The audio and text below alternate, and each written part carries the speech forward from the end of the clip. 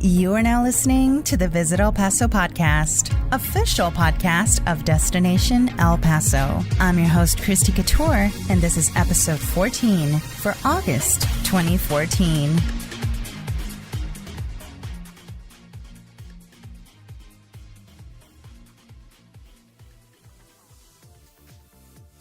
Welcome back to the show.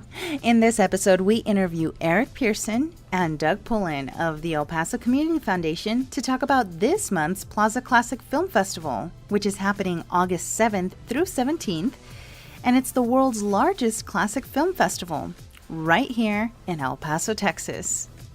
I'll also give you our top recommendations for events in August and finish off with a little bit of local music from Fixed Idea. Now, a lot happened in July. The Texas Showdown Festival, Dancing in the City, Alfresco Fridays, Music Under the Stars, and the Chivas even came to play a soccer game at our Sun Bowl Stadium.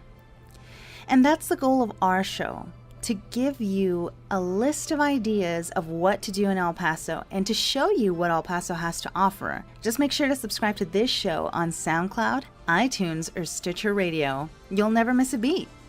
There's a lot happening in August, so make sure to stay tuned. This month is about to get a whole lot more exciting.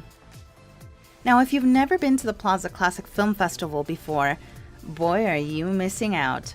The festival is an annual favorite amongst El Pasoans, and folks from all over the United States converge in downtown El Paso to become a part of the experience.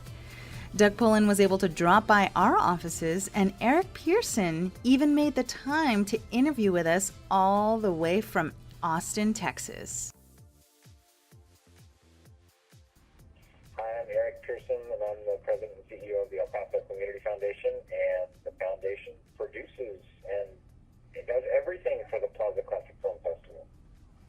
And I'm Doug Pullen. I'm the program coordinator for the El Paso Community Foundation, and my main job is putting together the Plaza Classic Film Festival. How did the Community Foundation start with this film festival? Well, so the foundation really restored the Plaza Theater in partnership with the city of El Paso about 8 years ago, and I would go to the Rotary Club or to the Lions Club and speak to those folks, and people would tell me stories about their memories of the Plaza Theater, you know, first kiss on the balcony, that kind of thing. Then they would follow up with, I saw this movie, and then they would say, hey, when are you going to show movies at the Plaza Theater? So we, at the foundation, made a promise to the community that we would eventually bring back some movies. We figured we better do something that lasts. So I called Chuck Horak, and I knew Chuck liked movies, and we just started throwing out titles, and pretty soon we had the very first Plaza Classic Film Festival, which happened in 2008. And since then, we've attracted more than 200,000 people. We've showed hundreds and hundreds of movies and had concerts and lots of goodwill, and here we are in its 7th year. Now, this is the first time that Doug has been this heavily involved in the organization of the film festival. How has it been for you, Doug, from beginning to end and getting introduced to all of this? Overwhelming, in a word. No, it's great. I was ready for something different. You know, I'd been a journalist most of my career, all of my career. And when this came up, it was a chance to do something different and also work for something that I loved, because I'd covered the film festival basically from the start in '08. And also, I think with the foundation, there's an opportunity. I think the way we talked about it once was, rather than to be on the sidelines writing about it, I could be making things happen. And, you know, this is a chance to sort of be an activist in a quiet way and do good things. Part of organizing this film festival is the fun part, picking out the movies. So what goes into picking out the movies for each year's roster? Eric just tells me what to do. No, really, he put together an advisory committee, knowing that I didn't have the background that Chuck did. And movies were always sort of my secondary interest after music. So this advisory committee came from, you know, one guy was a volunteer. Another guy has been running the local Flavor series. Another guy is a classic movie buff, and he's a grad student at NMSU. And we have Camilla Carr on that committee. With, you know, she's been an actress. She's a playwright, a screenwriter, and we have met on a regular basis since the fall. So there have been ideas generated in those meetings. There have been ideas generated by staff, people that I run into. Hey, you ought to show. And then, of course, my own ideas. And by the time I kind of really started looking into booking, we had about 600 movies on a wish list. And then it's a matter of kind of whittling it down and making the pieces fit together. And hope to God they fit together. And what are some of the highlights in regards to the films that you're going to show this year? Well, I think the big popular titles are going to be The Beatles' A Hard Day's Night, which is a 50th anniversary restoration, a new restoration. It's just come out. It's 50 years to the week that movie opened in the United States. The Wizard of Oz we're playing for the 75th anniversary. And Robert Wagner's coming in for a couple of movies, including The Towering Inferno. We're showing Charlie Chaplin movies for the first time, Harold Lloyd movies for the first time. We're moving our outdoor movies to Mill Street, and we're going to have Grease out there, and of course Rocky Horror, Purple Rain, 30th anniversary. We're moving the local flavor stuff into our foundation room, and we're putting some environmentally themed movies in at the Art Museum this year. Currently, our top seller as of today is The Wizard of Oz. The film festival is more than just about film, such as the concerts. And for example, right now you're collaborating with the El Paso Museum of Art for an exhibit that features old-timey movie posters and things like that. What sort of other events are surrounding the Plaza Classic this year? Well, so, we for this third year in a row, we're doing movies outside on top of a parking garage, 9 stories up in the air, and they're just fun. We're trying to expand the footprint. We're going to be doing a really fun drive your bike to the movie. We've got Breaking Away in the Foundation Room, which is right off the San Jacinto Plaza on Oregon Street, and it's $5 to come and watch one of the great bicycling movies. But if you ride your bike, it's free, and we'll do valet parking for you there, and that kind of thing. We're just trying about as many original and fun ways to present movies that we can. We've got a whole bunch of ideas that we've shot out this year, and maybe we'll try next year. And our hope is that we just grow this in a manageable way. We've got a film club, which we started a couple of years ago, which is for it's a pass for 18-year-olds. You can come and chat about movies and learn about why they're made and talk to folks who are making. Yeah, we also added something this year. We're trying an experiment called People's Choice. Okay. Where through social media, the website, and Twitter, and also texting, people can vote for one of 3 movies that they want us to show on Saturday, August 16th. So we're going to launch that probably next week. Okay. The movies are A Nightmare on Elm Street, Enter the Dragon, we've never shown a Bruce Lee movie, and Stripes. So they're 3 different genres, 3 styles of movie, kind of in the vein of what we're doing up on Mills Plaza Parking Garage. But that'll be the late night movie Saturday night in the Plaza. That's a very cool campaign. We'll also have just last things is a silent movie again. We always try to show a couple silents. We'll have Charlie Chaplin for the very first time, which will include some sort of residual ancillary shows, such as his. It's a couple of shorts, and then we'll have the video of him accepting an Oscar for a lifetime achievement. And then we've got Walt Stroney, who is a world-renowned organist and actually has the Allen Organ Company has named a Walt Stroney model organ. That's how good this guy is. He'll be scoring a movie called Safety Last. And it's a silent film. You walk in, and you walk into the theater, and it's like going back 80 years in time to watch a silent movie scored by the Weiler Mighty Wurlitzer, which was the original organ from the Plaza Theater. Yeah, and that movie came out 7 years. It's called Safety Last, 7 years before the Plaza Theater opened. And the Charlie Chaplin short Eric's referring to is from 1914. It's the first film appearance of the Little Tramp character. This is the centennial of that character. That's one of those threads, an anniversary. So it's a 6-minute silent. Any concerts planned for this year? Well, we got 4 outdoors in front of the outdoor movies. So the first night is It's a combination of the Lusitania and one of their splinter bands, Gila Monster. That's August 8th. And then the outdoor movie that night will be The Who, The Kids Are All Right. It's their 50th anniversary. August 9th, we have Our Friend the Mountain, the folk rock band. That's in front of the Rocky Horror Picture Show, 6th annual. And then August 15th, it's Riboflavin in front of Purple Rain. And August 16th, it's Raw Deal, a rockabilly band, in front of Grease. Oh, those are really great El Paso bands. You know, I haven't heard of Raw Deal before, though. They've been around, actually, about 10 years. Wow, hadn't heard of them before. Kind of subterranean. Oh, very cool. Very cool. Why is film important to El Paso? Oh, you know, movies are the adaptation of whatever's going on in history. If you look at history books, especially in Texas and Kansas, you may find that they've been revised to a certain political or social belief at the time. But if you look at movies and the people who are trying to express themselves in a period of time, you are seeing one of the most true expressions of history. And so if you look at the history of movies, you're really looking at the history of America. And I quote that from Paul Anger, who is the technical director of the Plaza Theater. He's right, he and actually. I talk about this a lot. Yeah. You know, whatever you're looking at when you're looking at a movie, you're looking at through the view of a director's lens. But what you're seeing with these movies that have passed through and lasted generations of viewers and still held true is that you're looking at a real true account of what we thought and what we think. And so I think they're a really accurate depiction of any point in time. Yeah, they're a capsule of the time in which they were made, and movies have been one of the most popular forms of entertainment in our culture for over 100 years. We're showing 100 years worth of movies.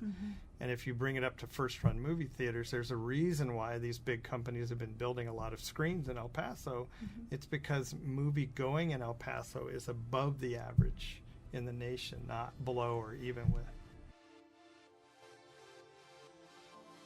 Make sure to follow and like the Plaza Classic Film Festival online on Twitter and Facebook for daily festival updates, schedules, and more.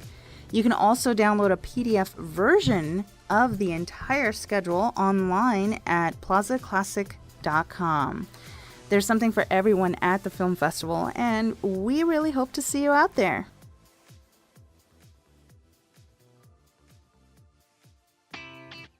It's All Good is an El Paso state of mind.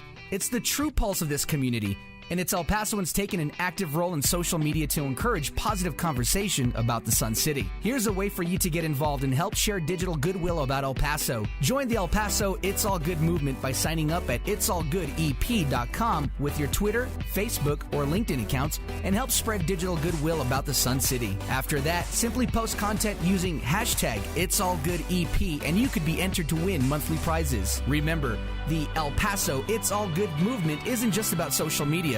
It's also a state of mind, a message about all positive things that we can get excited about in our community. It's a great way to say, I love where I live. Do you have a business? Get your employees involved. We can come to your corporate meetings, get your team signed up, and hand out free It's All Good EP swag. Just let us know. Call us at 915-534-0600 or email us at socialmedia@destinationelpaso.com.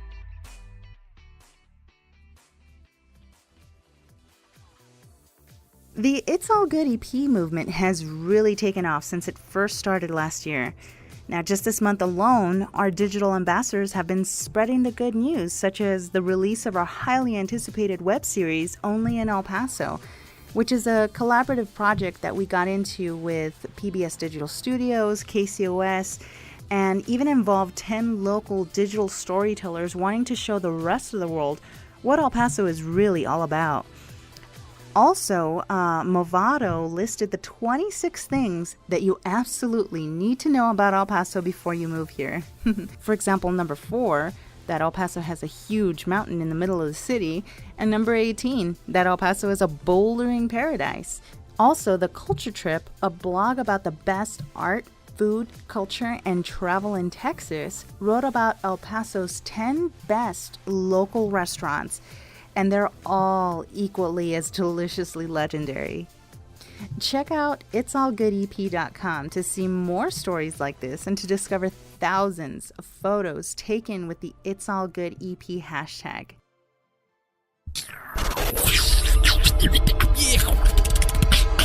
You are now listening to the official Visit El Paso podcast. Be sure to follow us on Twitter at Visit El Paso TX. Check us out online, www.visitelpaso.com.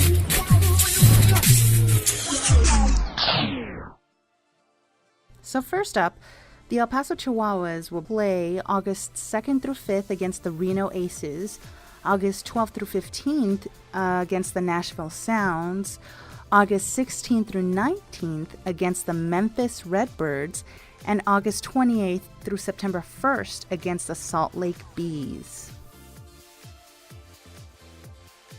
Of course, the Plaza Classic Film Festival is a can't miss, August 7th through 17th. The festival presents more than 80 movies of all genres, from the golden age of cinema to more recent favorites. You can also get VIP passes for $200. You can get more information about the entire festival by going online to plazaclassic.com or calling 915-533-4020. On August 16th, Gabriel Iglesias, the fluffy comedian and regional favorite, performs at 6 p.m. at the Socorro Entertainment Center, which is located on 11200 Santos Sanchez. Tickets are only $25, and you can get more information by going online to speakingrockentertainment.com. The 27th annual St. Nicholas Greek Festival is on August 22nd through the 24th at the Greek Orthodox Church of St. Nicholas, located on 124 South Festival Street. The hours are from 5 to 10 p.m. on Friday, noon to 10 p.m. on Saturday, and noon to 9 p.m. on Sunday. Admission is $2, and you can get more information by calling 915-833-0882. Her Story Productions and Shauna O present Tribal Equinox's 2014 show at 7 p.m. Friday, August 29th at the Philanthropy Theater in the Plaza Annex, with performances by belly dance and pop and lock fusion internationally renowned Mira Betts, Ashley Lopez, Edenia, as well as many regional and local performers. All ages are welcome. Tickets are $20 general admission, and workshops are Friday through Sunday, August 29th through 31st. You can get more information on that festival at tribalequinoxbellydance.weebly.com. The El Paso Symphony Orchestra pays tribute to the rock legend's Queen on August 23rd at 8 p.m. at the Plaza Theater, with conductor Brent Havens and a full rock band. Ticket information at 532-2776 or epso.org. SMG Events and Disco Donnie presents the Sun City Music Festival, the annual electronic dance music festival at Ascarete Park, August 31st and September 1st, featuring 3 giant stages and some of the world's best producers such as Tiesto, Martin Garrix, David Guetta, Above and Beyond, and way more.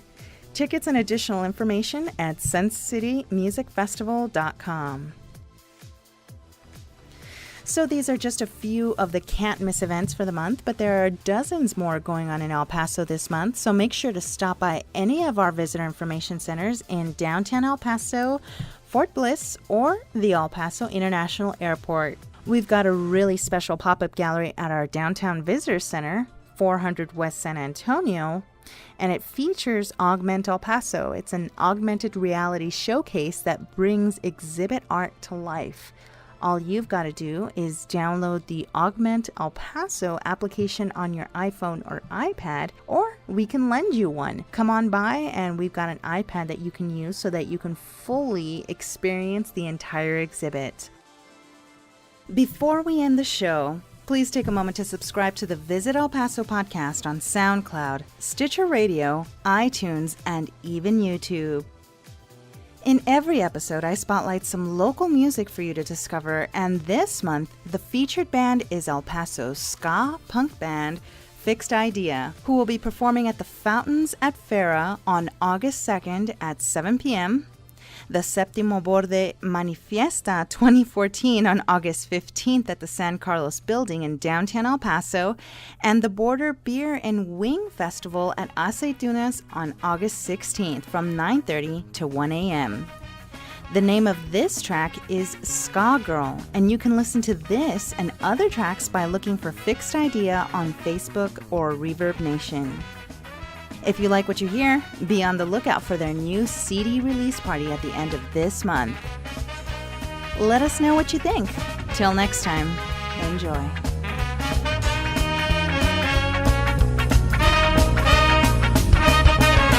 Every day in the morning, in the night, I'm thinking about the girl of my dreams. She looks so fine, she blows my mind. I bet her kisses are so sweet. This girl's not asking it, but she dances to the beat of ska. She wears mini skirts and two-tone shirts. I really want to make her mine. It's my DJ, Sky Girl from outer space.